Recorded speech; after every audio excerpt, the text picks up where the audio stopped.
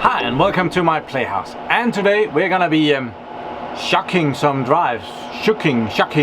Well, taking drives out of these USB boxes here, because that's the cheapest way to get drives. And in many cases they're just as good as the drives that you buy. Well, you get the drive in your hand, like if you're gonna go to the shop and just get a drive like this. And well, if you get it in a box, you might get it close to half the price in some cases. I was given an example of a 6 terabyte 2.5 inch Western Digital drive that was 200 pounds in the hand and 100 pounds if it came in a box, which is really weird. But yeah, I almost did a great mistake when I bought these. I was going for Western Digital. Well, there's Western Digital and there's Seagate as the most used drives ish, and I was going for Western Digital, and I ordered Western Digital 2.5 inch hard drive boxes. Don't shake it, Morten. And then after I ordered it, I thought I better find out how do you open up this box. So I went and watched some YouTube videos, and it turns out that Western Digital has made some 2.5 inch drives where there is not a regular SATA connector anymore, like this connector there. They took that out and instead directly connected it to a USB 3 port.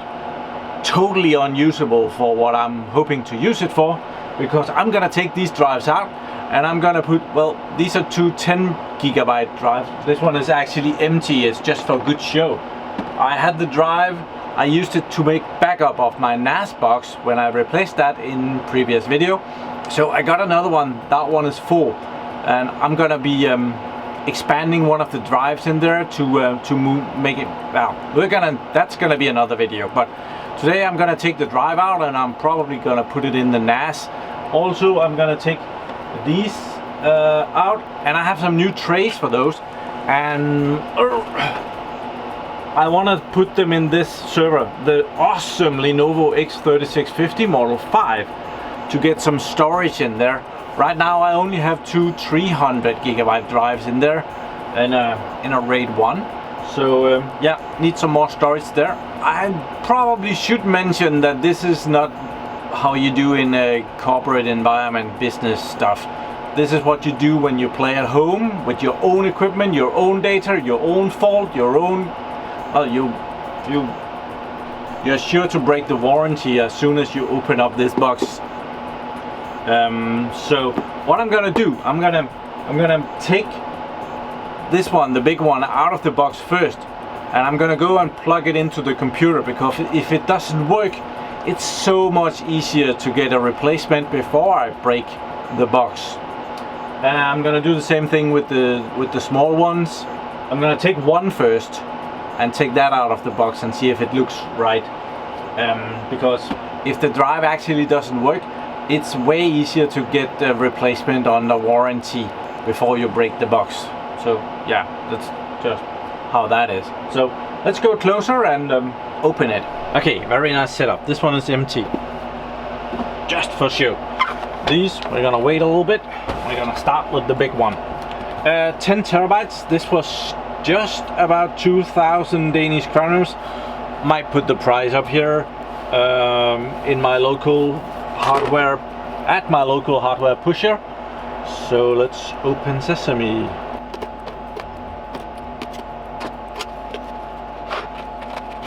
So that's what the box looks like.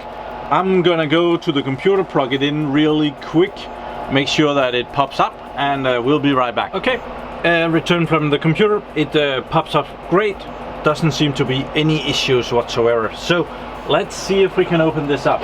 I will take the cables and the power supply out of that later. As soon as I open this box, I'm pretty sure that the warranty is not gonna be valid anymore. Of course, I could open it very carefully And if the drive ever fails, I could put it back into the box and go and look very blue-eyed in the shop and so it broke. I could also just be self-insured and yeah, if you want to open it very carefully, you need to use some kind of plastic here. I'm not even sure if I can. Yeah, I can pop some plastic in here. Oh, maybe we can open it kind of carefully. Nah, we could also just use the Viking way and just pop it open. Okay, one side open. And I'm just gonna put the screwdriver in there and we're gonna use this. Good thing I didn't use a credit card. I'm sure there is some fine method of doing this the right way if you really want to not damage it.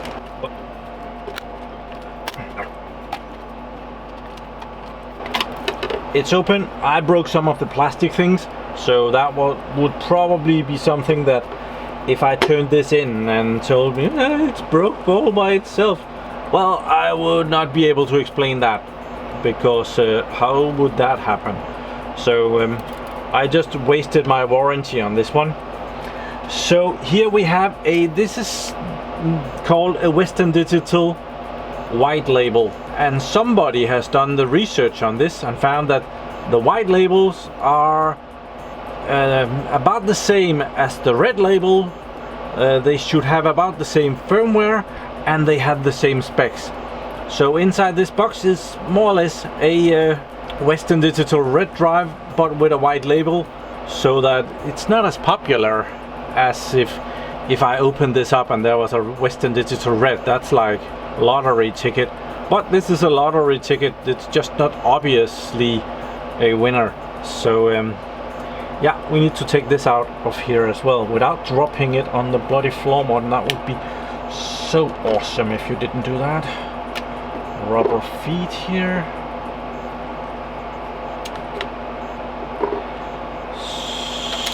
So here we are. Oh, there is a little, you can kind of see that, that plastic thing, that's to get the LED light over to the front of the cabinet. Here is the little circuit board that makes it USB 3.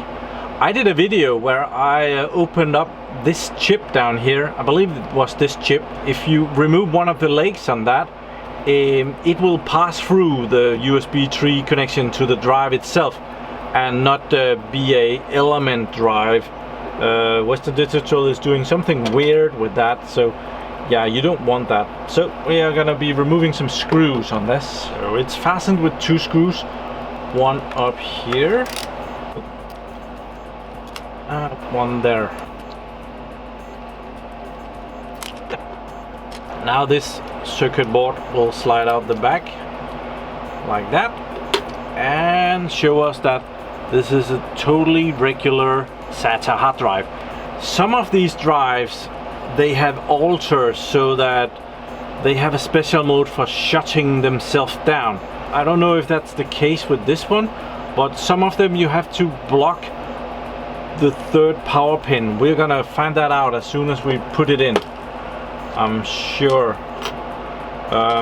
This circuit board did it perfectly, didn't need to do anything there. But I'm gonna check my NAS box up here and make sure that we take out the right drive.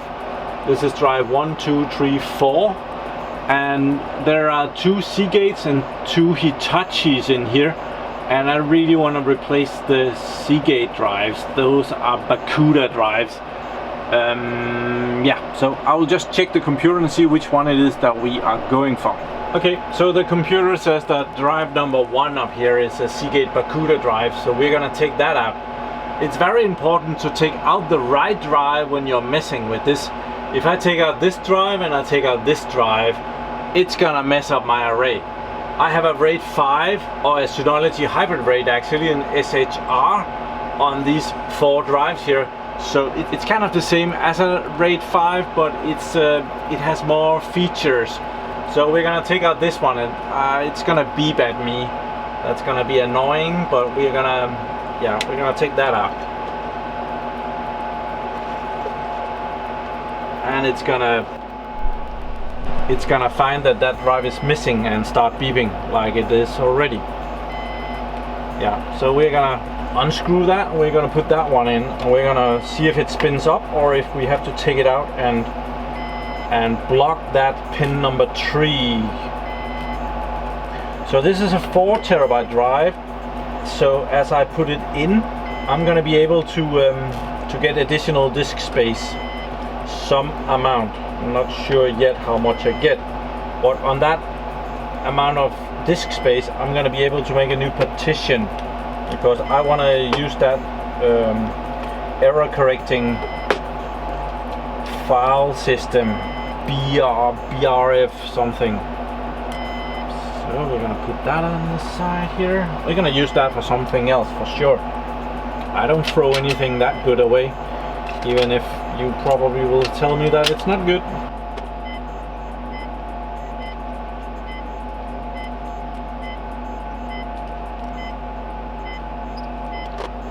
There we are. So we're ready to put this in. See if it spins up, or if we have to do something additional.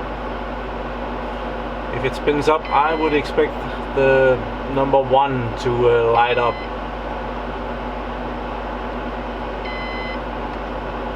Let's give it a little bit. Okay, it's actually doing something, so I guess it's not too bad. So let's bring it into the computer and see what that sees. Okay, we have logged into my Synology box here, and that's I better tell you, it's the Synology RS for rack station, and it's the 1219 Plus. I've done multiple videos on this. You can go check those out if you're new here. If you're a regular subscriber, you will of course have seen those. So it found it already, and it's right there. And if we go to the overview, we get a big fat attention. There's something wrong. Disk number 1 is unused. It's green here. We are running in degraded mode, so we gotta fix that as quickly as possible, because right now we are running unsafe. Before I say that, that's not entirely true. If we open File Station here, you will see this USB share. That's a copy of everything, because the empty box out there, that contains another 9 or 10 terabyte hard drive, and that's the one that I made the copy of the entire NAS of before I moved the drives over. And so I do actually have a copy of the whole thing. I have 2 copies of the whole thing on here. So we are actually playing it safe. Just because it took me a bloody long time to copy that, I went out and got this drive instead, so that I didn't have to ruin that copy. So now I can do this in a safe way. So what we do, we go into storage pool, and we go up to action. Yeah, it's action and repair. And it tells me, oh, we have found a new drive. Why don't you use that? Excellent idea. All the data on this new drive is gonna disappear. Yeah, there was nothing on there. So now that will be putting into the storage pool. Yes, it's gonna be saving that. And now it's gonna start to copy data forth and back through the drive, so that this new 10 terabyte drive will be in the array. It's gonna take a very long time to move that data around, and in all of the time it's pretty unsafe. So this SHR rate with 1 drive fault tolerance is right now running 0 drive tolerance. So if one of these 4 terabytes down here decides that it don't want to play anymore, well, I will have to go and get the data on that other 10 terabyte. Together with all of that safety, I have another copy at my apartment of this data, or the important bits of this data. So I am actually playing it very safe. So awesome. It's gonna be doing that. I was hoping that it would start count. Yeah, we were lucky it started counting. Okay, so let's go take a 2.5 inches hard drive apart. Up here is now working hard on copying data forth and back, which is also why this is a bit unsafe, because right now it actually has to move about 10 terabytes of data around. It's gonna read the data from those drives and it's gonna put a bit of it on that drive. So yeah, it's doing a lot of work right now. So before we throw this box out, I want these cables. You never know when you're gonna need them. There is an okay 12-volt power supply in there, and there is this USB 3 cable. So the rest of it is just gonna be garbage. I'm probably also gonna throw some of that out. These prints are okay. You might have seen videos where I actually use this at my table, just popping in a hard drive in there. So they're kind of useful. So I usually save those.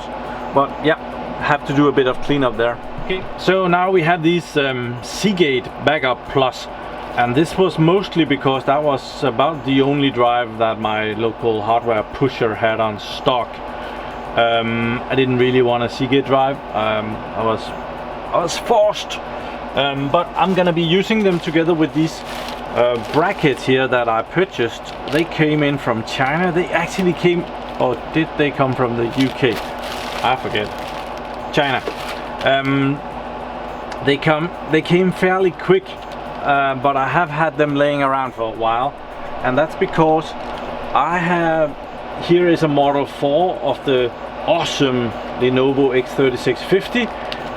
It uses one type of drive cages, but the Model 5 up here uses another type, and I didn't have any of those, so I had to order some. I'm gonna be putting in the drives in that drive cage, but I'm gonna be doing a separate video on doing that, upgrading my server with new drives. But I want to take at least one of the drives out of the cage. We might do it again when we upgrade the server. So let's open one of these. Open thingy. There, an opening thingy. And here goes the warranty. Sorry, Seagate. At least I'm pissing off both hard drive producers here. That's equally being very fair, right? So let's see what we have. These looks nice.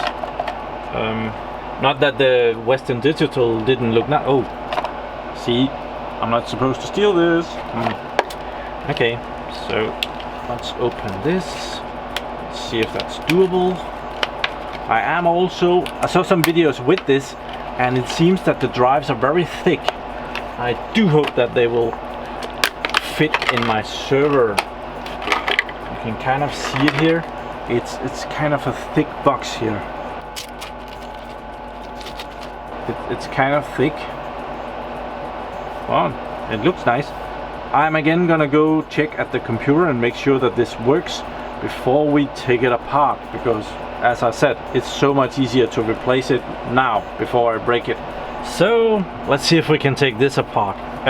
It should be a matter of taking the top off, and as I could see from other videos, there's some glue in here, and I don't have a good knife. I'll have to go get a kitchen knife.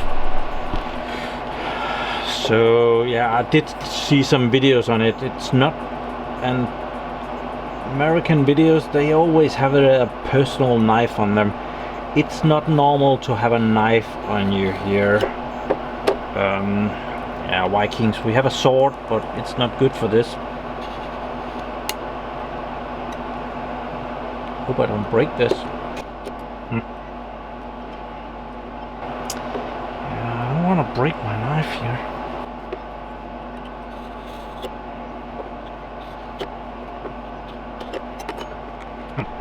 There is no crack to get this in there anywhere.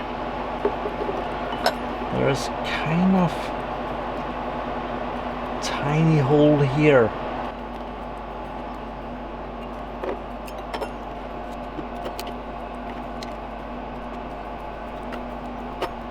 It's not gonna get pretty.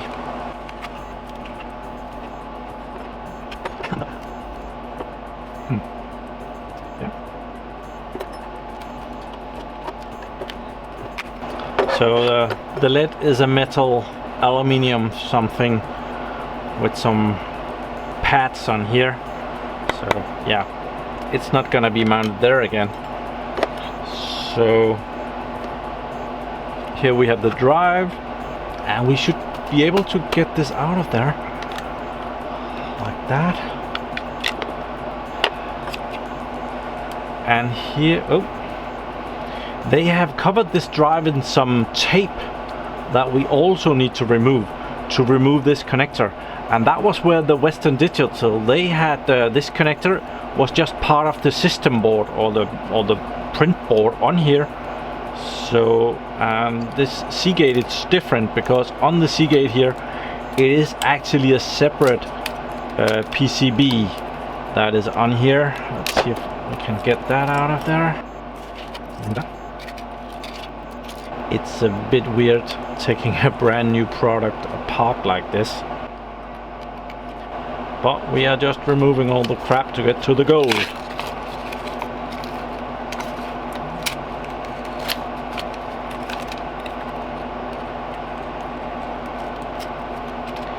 And inside here we have a 4 terabyte Seagate Bacuda drive, and it has a very nice little, that is very small technology here.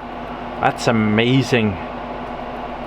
That's pretty good work right there. Look at that circuit board. You put the hard drive in there and you have the connector out there. That doesn't take up, I'm gonna save that. I have no idea for what, but yeah, cool. So 4 terabyte drive right there. Awesome. So this drive is pretty thick. You would not be able, very many laptops you would not be able to use this in, but for server purposes, as it is going into this tray, I just stood here and measured, and there's gonna be no problem whatsoever. So yeah, this was just over, I think it was 835 Danish Kroners for a 4 terabyte drive, and I think I found something similar for about 1300 Danish Kroners if I just needed the drive. Taking this drive out of the package made me 500 Danish Kroners. That's actually almost $80 saved on this drive, and I have 2 more. That's gonna be a $240 savings. So yeah, but we're gonna do another video where we put this in a server and make a RAID something on it. Probably a RAID, I have no idea. We'll check that out when we get to it. So I actually have to thank my Patreons for this video, because I used the money that I have collected on Patreon to getting hard drives. So I just upgraded my Synology NAS up here, and I have 3 hard drives for my new server that we're gonna be putting in. So in a RAID 5 I would get 8 terabytes of data into that server. Awesome, with OneDrive safety. So if you do enjoy watching me and what I sometimes do here, you might not enjoy all of it, well, please check me out over at Patreon, where you at just $3 a month get an extra video every week, where I kind of just quickly tells you about what I've been doing this weekend. Normally it pops up Sunday late, so my Sunday and my late. So yeah, thank you very much for watching my videos. Do subscribe to my channel so that you can see me again, and have a really nice day. Bye bye.